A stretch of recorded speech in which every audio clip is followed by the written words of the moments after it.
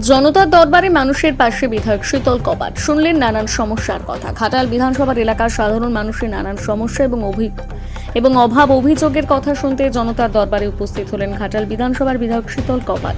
এলাকার বিভিন্ন প্রান্ত থেকে আসা মানুষ তাদের ব্যক্তিগত ও সামাজিক নানা সমস্যার কথা বিধায়কের কাছে তুলে ধরেন। পানীয় জল, রাস্তা, নিকাশি, বিদ্যুৎ, সরকারি পরিষেবা সহ বিভিন্ন বিষয় নিয়ে মানুষের কাছ থেকে অভিযোগ ও সমস্যার কথা শুনে বিধায়ক তিনি সংশ্লিষ্ট বিষয়গুলো খতিয়ে দেখে প্রয়োজনীয় পদক্ষেপ নেওয়ার আশ্বাস দেন। আমরা বিগতবার যে আমরা জনতার দরবার করেছি সেই মতো করেই ঘাটাল ব্লকের মোহনপুর 6 নম্বর অঞ্চল আককপুরে আমরা জনতার দরবার করলাম। এখানে বেশিরভাগ মানুষ আবাস যোজনার বাড়ি থেকে বঞ্চিত, প্রধানমন্ত্রীর আবাস যোজনার বাড়ি থেকে বঞ্চিত। এর আগে যে জনতার দরবারগুলো করেছি সেখানে আমরা বেশিরভাগ দেখেছি অন্নপূর্ণা যোজনা, এখানে ম্যাক্সিমাম বাড়ি নিয়ে সমস্যা। তো সেই জায়গায় আমরা প্রত্যেককে আশ্বস্ত করেছি যে বর্তমান সরকার আপনাদের সরকার, ডবল ইঞ্জিনের সরকার, বিজেপি সরকার, মাটির বাড়ি যাদের আছে তারা সবাই পাবে। তো সেই মতো করে তালিকাও তৈরি হচ্ছে।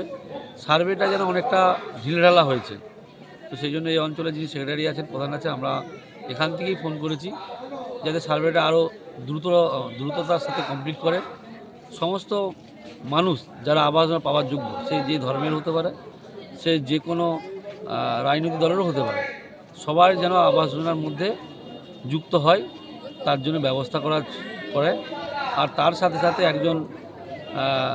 একজন এসেছিল, তার নামটার মধ্যে ভুলে গেছি, তিনি অবাস্তব একটা কথা বললেন যে দীর্ঘ কয়েক বছর ধরে তার দোকানদানি বিগত দিনের সরকার, তৃণমূল সরকার বন্ধ রেখেছে।